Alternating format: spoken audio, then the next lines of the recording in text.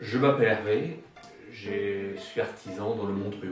J'ai une petite entreprise de transport et de vente de matériaux. Et grâce à leur dating, j'ai pu rencontrer celle qui est maintenant la femme de ma vie.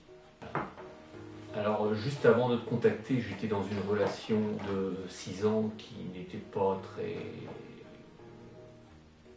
fantastique, qui n'était pas... qui était... Qui t'apportait pas grand chose en fait. Ouais, voilà, qui ne m'apportait pas grand chose, qui n'avait pas d'avenir. Tu as pointé des choses chez moi qui n'allaient pas, par exemple le look. C'est pas fondamental, mais c'est la première apparence qu'on donne à quelqu'un qu'on rencontre. Donc tout de suite, dès le départ, Tu te pénalisais. je me pénalisais moi-même. Non mais c'est vrai que je me rappelle très bien qu'à l'époque tu disais oui mais moi je suis comme ça. Oui, parce que c'est exact. Parce qu'en réalité, je privilégiais le fond par la forme. Je venais à dire que la forme, bon, ça n'a aucun intérêt. Et je me pénalisais fortement en ayant ça dans la tête. Mais tout en restant en objectif, en cherchant une personne qui avait du fond. Ouais, et c'est toi, Nadine, qui a pointé cet handicap qui était très, très, très sérieux. Avec le recul, je m'aperçois que c'était une catastrophe. Et je me mets à la place d'une femme, c'était rédhibitoire pour elle de voir un gars. Donc voilà. Effectivement, je pense qu'à l'époque tu ne t'aimais pas parce que tu manquais totalement de confiance en toi et du coup tu ne cherchais pas du tout à sortir, à montrer le meilleur de toi-même. Alors c'est vrai que le manque de confiance en moi se voyait. Et tout de suite, pour la gente féminine, c'était détecté. Tout à fait. Donc à la suite des entretiens qu'on a eu ensemble, on a pointé les parties, ce qui était négatif. C'est-à-dire, bon, j'avais la présentation,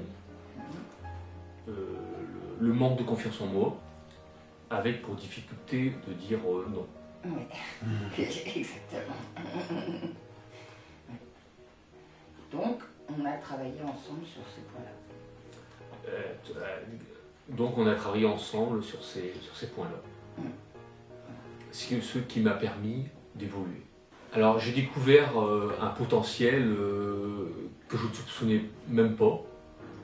Bon, d'abord que je pouvais plaire à des femmes, c'est rassurant, c'est même encourageant.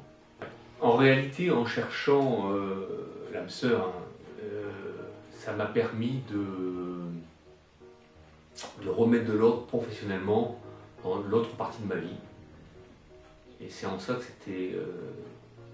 c'est vraiment été bénéfique pour moi. Donc, tant au niveau, en réalité... J'ai pu progresser énormément.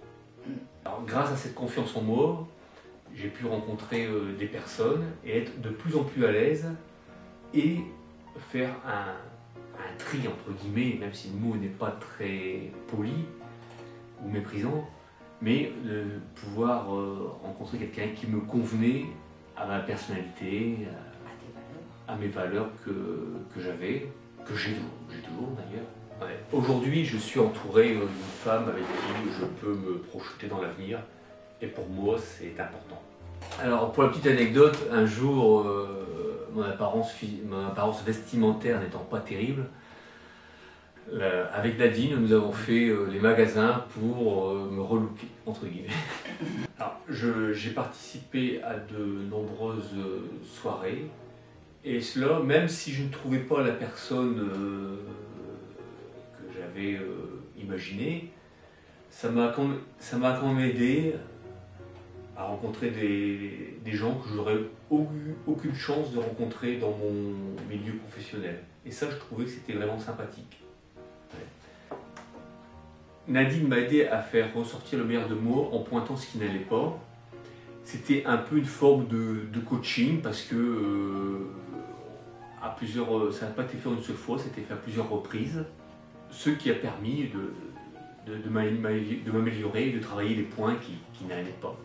Et cela a permis d'évoluer tout en restant ce que j'étais à la base, en restant moi-même. Maintenant, je vais vous présenter celle qui est dans ma vie depuis plus d'1 an, Emmanuel. Bon, bah alors bonjour Emmanuel. Bonjour Catherine. Alors donc Hervé nous a dit que maintenant, donc ça fait quand même plus d'1 an maintenant que vous vivez ensemble, c'est bien ça? Alors vous vous êtes rencontrés quand?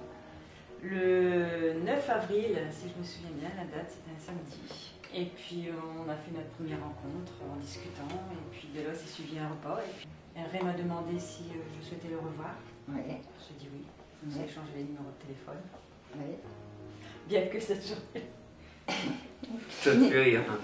Ah bah oui. Par timidité, il avait oublié de demander mon numéro Non, de j'ai téléphone. pas osé. Il n'a pas osé. Mais bon, je me suis dit, tant qu'à faire, je vais le laisser patienter. C'est moi qui l'ai recontacté. Je l'ai appelé. Et puis il était très surpris et puis content. Il attendait en fait. Non, j'attendais. Il attendait quand même. Et puis on s'est revus. Et puis on a continué à se revoir. De fil en aiguille, j'ai venu de plus en plus auprès de lui. J'ai appris aussi à connaître son milieu professionnel, sa vie, comment elle vivait. Et puis en fait, je me suis rendu compte que c'était quelqu'un vraiment qui me correspondait. Et je pense même que j'ai trouvé ma moitié. Et puis lui de même. On se complémente en fait. Et puis on arrive à un âge, on sait ce qu'on veut. Je dis toujours que l'amour est quelque part et elle arrive sans qu'on s'y attende. Voilà. C'est parfait. Donc il ne faut pas désespérer. L'amour est là. On peut trouver. On peut le trouver. On peut le trouver. Le tout c'est de chercher un minimum, enfin de se bouger. Je veux dire, chacun a ses défauts, on a quelque chose de bien en nous. Et c'est à nous aussi de le dévoiler et puis de nous faire paraître tel qu'on est, quoi. Pas de jouer un rôle. Pas de jouer un rôle, exactement. Ouais, elle est parfaite. Ah, elle est bien. Hein. Oh là là.